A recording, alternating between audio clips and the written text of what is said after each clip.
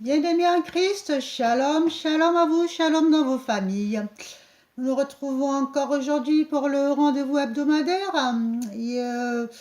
Aujourd'hui, nous allons continuer avec le même thème, l'amour selon le plan de Dieu. L'amour selon le plan de Dieu. Donc, sans plus tarder, nous allons prier. Et par la suite, nous allons continuer parce qu'aujourd'hui, il y a pas mal de versets à lire. Donc voilà, nous allons faire autrement, nous allons zapper un petit peu la chanson au début. Et donc nous allons rentrer en prière. Nous allons fermer les yeux un court instant. Père éternel, nous te remercions, nous te rendons grâce pour cette belle journée que tu as encore créée. Merci Père pour le souffle de vie que tu nous donnes. Merci pour toutes les personnes qui vont encore regarder, écouter cette vidéo. Merci de les toucher, merci de les transformer, merci de permettre à ce que chacun puisse trouver sa part, chacun puisse trouver ce message réconfortant, ce message qui le parle, ce message qui transforme sa vie, ce message qui bouscule sa vie, ce message qui fait que il sera une autre personne. Père éternel, je te prie de bénir ma bouche, car ce n'est pas moi qui parle, c'est toi qui parles à travers moi. Bénis ma bouche, parle à travers ma bouche, et que toutes les paroles qui sortent de ma bouche soient contrôlées par toi, que soient remplies de ton esprit, afin que chaque parole puisse faire quelque chose, puisse toucher Père quelqu'un, parce que Père, tu es la vie, ta parole est vie, ta parole quand ça sort, ça ne revient sans faire d'effet. Merci infiniment pour l'amour, la bonté, la grâce que tu nous accordes. Gloire à toi Père éternel. Amen. Alors, je disais tout à l'heure que nous allons continuer. La série, c'est une petite série que je suis en train de faire sur le thème l'amour selon le plan de Dieu. Donc la dernière fois, nous avons parlé de l'amour Eros. Et aujourd'hui, nous allons essentiellement parler sur l'amour filio. Ah ah, l'amour filio. L'amour filio, c'est quoi? Donc l'amour filio, c'est l'amour partage. Et c'est le partage entre amis. Hein. C'est un partage, c'est le signe de recevoir et de donner. Recevoir et de donner. Et c'est le souci de l'autre. On s'inquiète pour l'autre, on prend soin de l'autre, on prend des nouvelles de l'autre. Donc c'est une sorte de fraternité, une sorte d'amitié, une sorte de solidarité, comme en fait ce que le Christ avait avec ses amis, avec ses disciples, pardon. Donc aujourd'hui, nous allons essentiellement prendre trois exemples. L'exemple de David et de Jonathan, que vous connaissez bien dans la Bible. Nous allons prendre l'exemple de Jésus et de ses disciples, et par la suite parler un petit peu de Job, et nous allons lire des versets. Donc l'amour filial, c'est l'amour partage. En fait, l'amour, c'est quoi? C'est quand tu donnes, que tu reçois, que tu es comblé. Ce n'est pas juste quelque chose qui va dans un sens, allez hop, moi je donne et j'ai pas de retour. Quand on donne, on n'a pas de retour, on est forcément frustré. Et c'est cette même relation que nous devons avoir avec notre Père Céleste. Dieu, il nous donne, il nous a créés à son image, on est tous beaux, on est tous belles, on est tous bien conçus de la tête aux pieds, on a tous une intelligence comme lui, on a tous un savoir-faire, on a tous un savoir-vivre, on a tous un corps, une tête, tous les membres, les bras, les pieds, tout est à son image, le souffle de vie, tout est beau. Mais nous devons aussi en retour lui rendre ce témoignage, lui rendre cet amour, lui rendre cette beauté. Bien-aimé, que fais-tu pour rendre ne serait-ce qu'une journée de ton Dieu beau? Que fais-tu? Lui, il t'a rendu beau, il a fait que ta journée a été belle, il a fait que tu as pu avoir un mari, que tu as pu avoir des enfants, que tu as pu avoir une maison, que tu as pu avoir un travail. C'est le Seigneur qui a fait. Il t'a fait, il a pourvu à tes besoins. Mais toi, qu'est-ce que tu fais pour lui faire plaisir, pour le rendre beau? Est-ce que ne serait-ce qu'une journée ou ne serait-ce qu'une matinée, ne serait-ce que quelques minutes, tu te réveilles, tu te dis, Seigneur, mais qu'est-ce que tu es beau? Est-ce que tu arrives?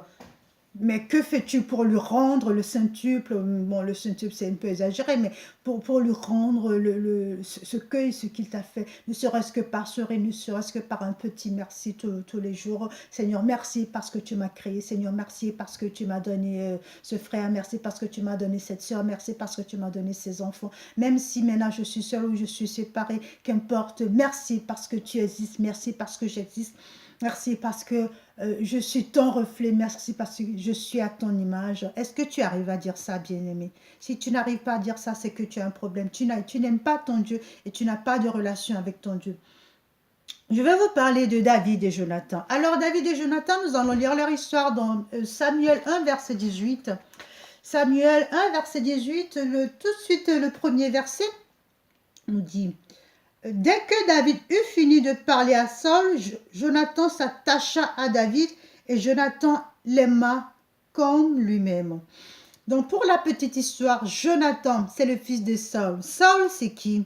Saul, c'était un roi qui a été établi par Dieu. Ok, il était loin, voilà, il faisait la guerre. Par la suite, il a désobéi à Dieu. Je raccourcis. Hein. Donc, par la suite, il a désobéi à Dieu. Donc, Dieu a mis David à sa place. Il a oint David. Il a mis David à sa place. Forcément, étant être humain, étant dans la chair, ça crée des jalousies, ça crée des tensions. Donc, Saul n'a pas digéré le fait que Dieu ait pris David et l'a mis à sa place. Donc, Saül était animé d'une colère, d'une vengeance, d'une jalousie pas possible et voulait coûte que coûte tuer David. Alors, ironie du sort, son fils Jonathan s'est lié d'amitié avec ce David. Et ce qui s'est passé, c'est que Jonathan, il a tout fait, tout, mais alors je vous dis tout, pour empêcher son père de tuer David. À chaque fois, son père élaborait des stratégies pour l'avoir. Et à chaque fois, Jonathan, il déjouait ses plans. À chaque fois, Jonathan, il avertissait David. Et puis, il mettait des stratégies en place pour que son père n'y arrive pas. Alléluia. Qu'as-tu fait pour ton frère ou ta soeur que tu dis que tu aimes? Es-tu prêt à le sauver coûte que coûte? Es-tu prêt à donner ta vie pour lui comme Jésus-Christ a donné sa vie pour nous? Es-tu capable de faire ça, chrétien? Alors ici, je vais relire dans le verset 3, ça c'était le verset 1, verset 3 du verset 3 de Samuel, 1 Samuel 18. Jonathan conclut une alliance avec David parce qu'il l'aimait comme lui-même.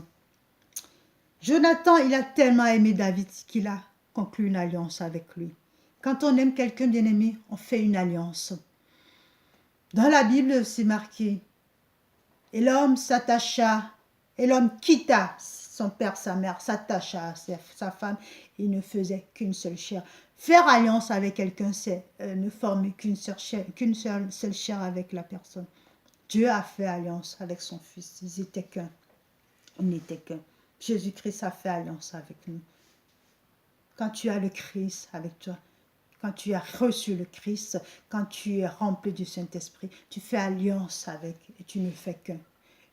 C'est pour ça que notre vieille nature meurt et notre nouvelle nature vient. C'est pour ça qu'on est de nouveau et qu'on n'est plus capable de commettre certaines choses qu'on commettait dans la chair, comme le mensonge, le critique, la jalousie, la colère, la médisance, toutes sortes de choses. Parce qu'on est de nouveau, parce qu'on fait une alliance avec Jésus-Christ de Nazareth, parce que lui et nous, on ne fait qu'on ne peut plus commettre certaines choses. Là, la Bible nous dit que David et Jonathan, ils s'aimaient tellement qu'ils ont fait une alliance, ils ne formaient qu'une seule chair. Donc, David a tellement aimé Jonathan. Voilà, il a tout fait pour déjouer les plans de son père. Il aurait pu faire alliance avec son père parce que Jonathan est sorti du ventre de la mère de la femme de Saül. Et c'est Saül qui l'a engendré Jonathan, donc on est d'accord. Donc il aurait pu dire, ah ben tiens, lui c'est mon père, donc je suis la chair de sa chair, je suis le sang de son sang, donc il y a certaines choses que je ne peux pas faire, donc je suis obligée de faire alliance avec. De nos jours, il y en a qui font ça. Même s'ils ne sont pas d'accord avec les personnes, ils se disent, ah ben tiens, moi je fais alliance avec, parce qu'il y a ci, parce qu'il y a ça, parce qu'il y a ça. Jonathan aurait pu se dire, ah ben tiens, ça c'est mon père, sans lui je ne serais pas venu au monde, je fais alliance avec lui, même s'il a tort, je fais alliance avec lui. Mais non, Jonathan, il a vu clair dans le jeu de son père, il a fait alliance avec David. Et faire alliance aussi, c'est tenir sa parole, c'est protéger la personne, c'est soutenir la personne coûte que coûte, quoi qu'il arrive. Quoi qu'il arrive. Donc, Jonathan, il a senti le danger que David encourait en côtoyant son père. Mais Jonathan a pris à cœur de sauver David et il était derrière lui coûte que coûte. Toi qui dis avoir un ami, toi qui dis avoir un meilleur ami ou une meilleure amie, qu'as-tu fait pour ta meilleure amie? Est-ce que tu l'as soutenu pendant les moments difficiles? Est-ce que tu l'as soutenu pendant les moments de deuil? Est-ce que tu l'as soutenu pendant n'importe quel moment, quand il était seul, quand elle était seule? Abandonné, fauché, est-ce que tu as pu continuer à le soutenir? Ou alors quand il était fauché, ben voilà, tu l'as fui, oh ben écoute, au revoir, il n'y a plus rien à manger.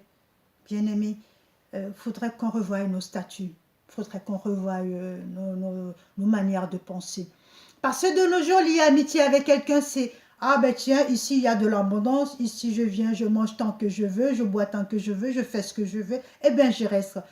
Le jour où il n'y a plus rien, le jour où l'abondance est finie, le jour où tout est aride, tout est sec, que l'autre est vraiment dans le besoin, on dit, oh là, bah écoute, là, je vais prendre un petit peu la tangente, je ne côtoie plus cette personne, parce que tu sais, il n'y a plus rien à manger. Ah, mais t'as pas appris, mais il est faux chaud, oh là là, oh là là, elle n'a plus de travail, il n'y a plus rien. Bah alors, moi je ne vais plus là-bas, non, non, non, il n'y a plus rien. Non, non, non. Réponds-toi! Réponds-toi! Toi qui penses cette chose, réponds-toi, parce que le Christ te voit, ton Créateur te voit, et tu seras puni. Tu seras puni. Aime ton Dieu comme tu aimes ton frère. Comment dire? Jésus-Christ, il est venu pour nous aimer. 1 Jean 3, verset 16. Dieu a tant aimé le monde qu'il a donné son Fils, afin que quiconque croit en lui ne périsse point, mais qu'il ait la vie éternelle. Amen. Il nous a donné son Fils parce qu'il a tant aimé le monde. Alors la Bible nous dit dans 1 Pierre 4, 8, « Avant tout, ayez un amour ardent les uns pour les autres, car l'amour couvre une foule de péchés. » L'amour couvre une foule de péchés. Tu as péché contre ton frère, ok. Tu as menti, ok. Tu as fait des calomnies, ok. Tu as fait des critiques, ok. Si tu l'aimes, tu iras le voir, tu lui dévoueras, tu lui voueras ton amour. Si tu l'aimes, ou s'il t'aime, si l'amour est réciproque, parce que le propre de l'amour filial, c'est aussi la réciprocité. Tu l'aimes, il t'aime, vous vous dites les choses. Même si vous avez péché séparément, bon, que personne n'est au courant, l'amour que vous avez rien que l'un pour l'autre, ça couvre le péché. La Bible nous le dit ici. Colossiens 3, verset 14. Revêtez-vous de l'amour, revêtez-vous de l'amour qui est le lien de la perfection. Alléluia. L'amour est le lien de la perfection. Proverbe 10, verset 12. La haine fait surgir les conflits alors que l'amour couvre les fautes. L'amour couvre les fautes. Proverbe 27, versets 6 à 7. Les blessures d'un ami prouvent sa fidélité, mais les baisers d'un ennemi sont trompeurs. Alléluia. Préférons les baisers d'un ami, préférons les blessures d'un ami à un baiser de l'ennemi. Bien-aimés, maintenant nous allons voir les apôtres entre eux et puis la relation avec Jésus. Jésus, il a choisi les apôtres, ok? Ils étaient 12. 12, c'était quoi? 12, c'était le chiffre de la perfection, le chiffre pair. 12, c'était le chiffre majeur, l'âge majeur. Quand maintenant ta fille a 12 ans ou ton fils a 12 ans, il y a plein de choses qui changent dans son organisme.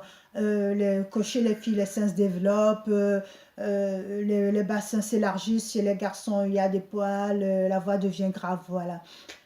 Jésus-Christ a choisi les apôtres, ils étaient 12, mais ils étaient majeurs physiquement, et par la suite, il les a entraînés, il les a enseignés à ce qu'ils deviennent majeurs spirituellement, mais physiquement, ils étaient majeurs. Ils venaient tous d'horizons divers. Il y avait des collecteurs d'impôts, il y avait des pêcheurs, il y avait des marins, voilà, il y avait de toutes sortes. Il y en a qui travaillaient même pas. Mais le problème qu'ils avaient, je dirais c'est bien c'est un problème, le problème qu'ils avaient, c'est qu'ils étaient destinés à rester ensemble. Ils n'avaient pas le choix, ils ne se sont pas choisis. C'est pas Pierre n'a pas vu Jean pour dire allez mon pote, viens sur moi, nous on va faire chemin ensemble. Ou Jean qui a vu Marc qui a dit oh là là mais toi je t'aime beaucoup, allez viens on va suivre le Christ. Ce n'était pas ça, oh non. C'est le Christ qui a dit à Pierre viens suis-moi, je te ferai un pécheur d'homme.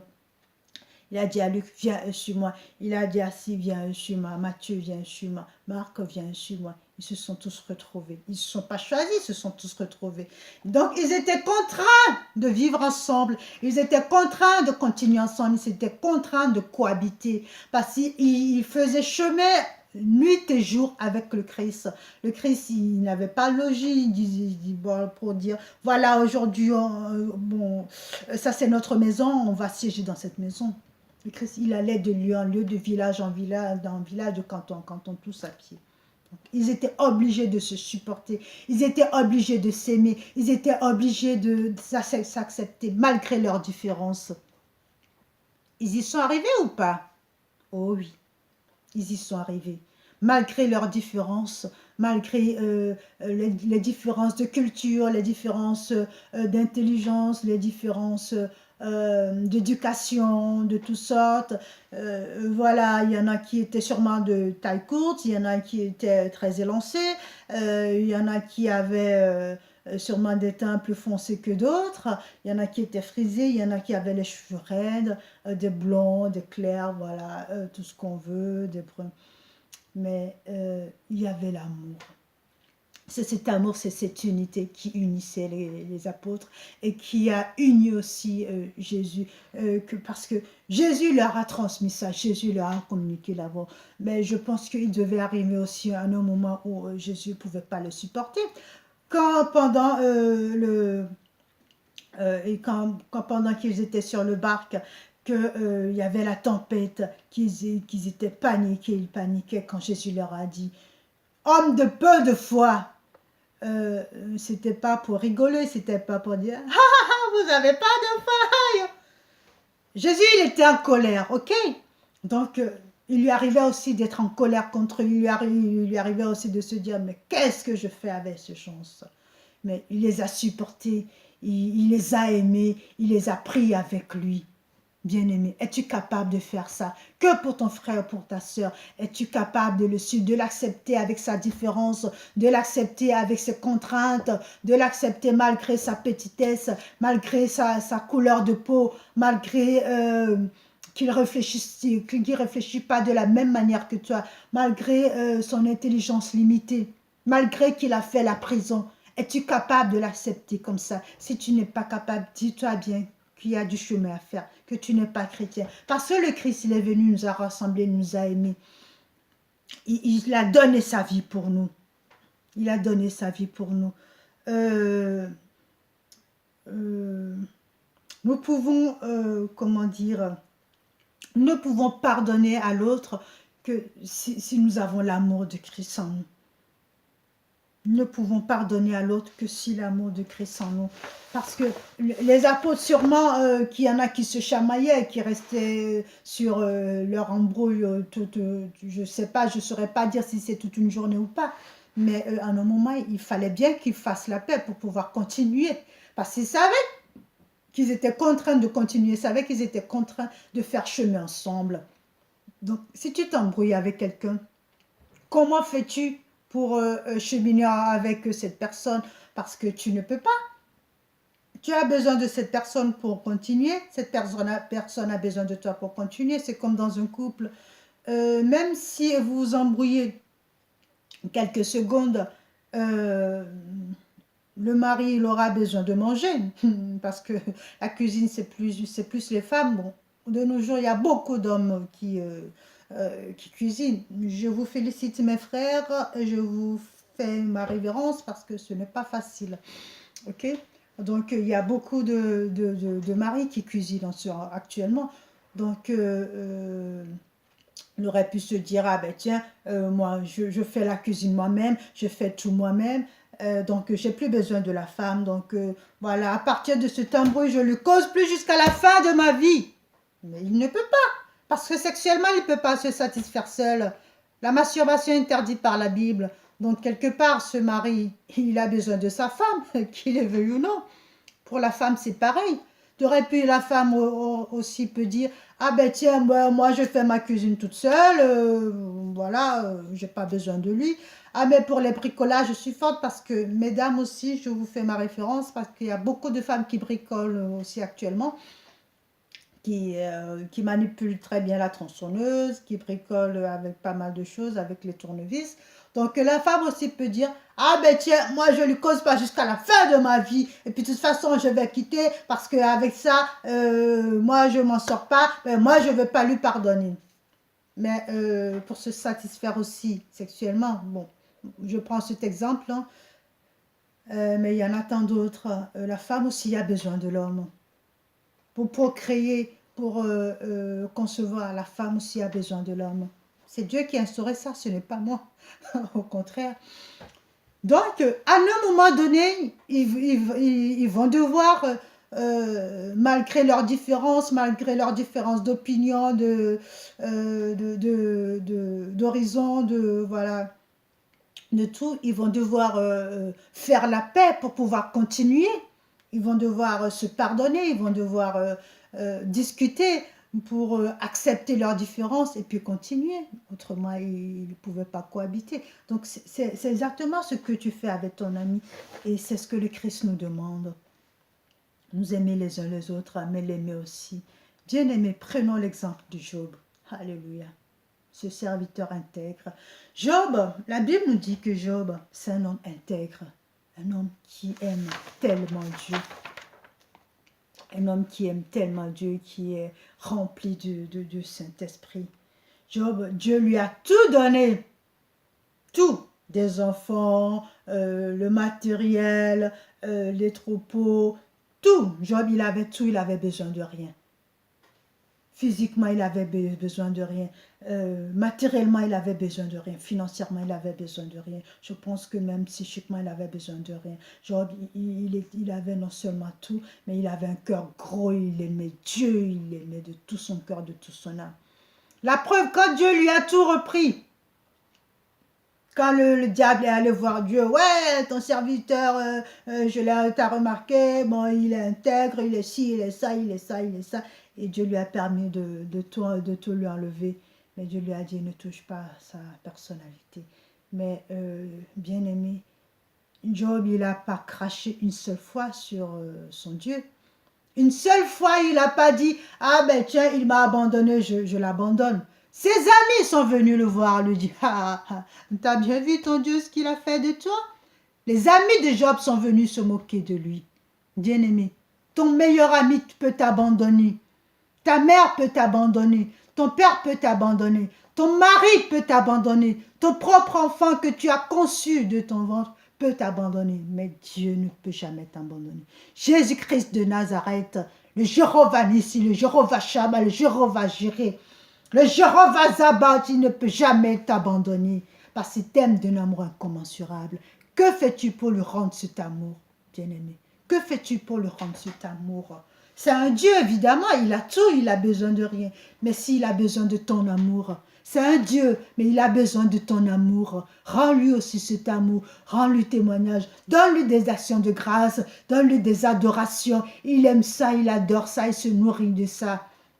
Des adorations, des actions de grâce, des acclamations, des offrandes. Fais-lui des offrandes. Ton Dieu, il aime ça. Il t'en sera reconnaissant. Il multipliera tout ce dont il t'a comblé. Bien-aimé, la Bible nous dit dans 1 Jean 4, versets 7 à 21, je vais vous le lire, c'est très beau. C'est très beau comme texte. 1 Jean 4, versets 1 à 21. La Bible nous parle de l'amour. Alors, 1 Jean, voilà, 4, versets 7 à 21. Je lis la parole du Seigneur. Bien-aimés, aimons-nous les uns les autres, car l'amour est de Dieu, et quiconque aime est né de Dieu et connaît Dieu. Alléluia. Quiconque aime est né de Dieu. Si tu aimes ton frère, tu es né de Dieu. Si tu as la haine à l'intérieur de toi, si tu as la colère à l'intérieur de toi, si tu es rempli de haine avec ton frère, tu n'es pas né de nouveau. Tu n'aimes pas Dieu. Tu n'es pas né de nouveau. Être né de nouveau, c'est être capable d'accepter l'autre, malgré qu'il t'a empoignardé, malgré qu'il t'a fait souffrir, tu peux l'aimer encore parce que tu es né de Dieu. Tu as le Saint-Esprit avec toi. Tu as fait alliance avec le Saint-Esprit, donc tu peux accepter l'autre. Alors, celui qui n'aime pas n'a pas connu Dieu, car Dieu est amour. Voici comment l'amour de Dieu a été manifesté envers nous. Dieu a envoyé son Fils unique dans le monde afin que nous vivions par lui. Et cet amour consiste non pas en ce que nous avons aimé Dieu, mais en ce qu'il nous a aimés et qu'il a envoyé son Fils comme victime expiatoire